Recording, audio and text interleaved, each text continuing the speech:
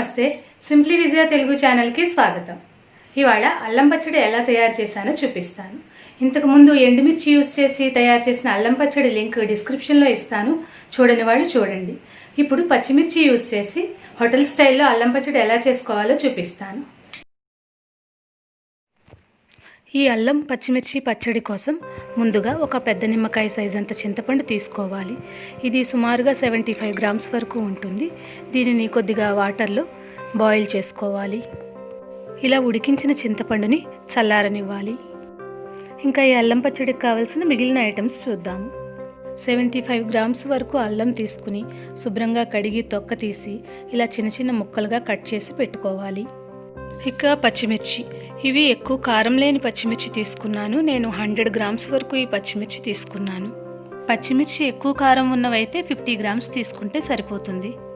చల్లారిన చింతపండుని ఇలా చిక్కని గుజ్జులా తయారు చేసి పెట్టుకోవాలి. ఇంకా 100 గ్రామ్స్ వరకు బెల్లం తీసుకోవాలి. ఈ పచ్చడి స్పైసీగా ఘాటుగా ఉంటుంది కాబట్టి చింతపండు బెల్లము తగినంత తీసుకోవాల్సి ఉంటుంది. ముందుగా స్టవ్ ఆన్ చేసుకుని బాండీ పెట్టుకుని దాంట్లో 3 టేబుల్ స్పూన్స్ ఆయిల్ వేసుకుని ఈ పచ్చిమిర్చిని వేసి వేయించుకోవాలి. ఈ పచ్చిమిర్చి కొద్దిగా వేగాక దీంట్లో అల్లం ముక్కలు కూడా వేసుకుని వేయించుకోవాలి. ఈ అల్లం ఆహారానికి మంచి రుచిని ఇవ్వడమే కాకుండా vitamin C, manganese, iron, magnesium వంటి పోషకాలను కూడా కలిగి ఉంటుంది. ఈ అల్లం పచ్చిమిర్చి పచ్చివాసన పోయే వరకు వేయించుకుని కొద్దిసేపు చల్లారనివ్వాలి. ఇలా చల్లారిన ఈ అల్లం పచ్చిమిర్చిని మిక్సీలో వేసి గ్రైండ్ చేసుకోవాలి. అల్లం పచ్చిమిర్చి గ్రైండ్ అయ్యాక దీంట్లో చింతపండు గుజ్జు, బెల్లము, తగినంత సాల్ట్ వేసుకుని మళ్ళీ గ్రైండ్ చేసుకోవాలి. అల్లంలో కొలెస్ట్రాల్ను తగ్గించే గుణం ఉంటుంది.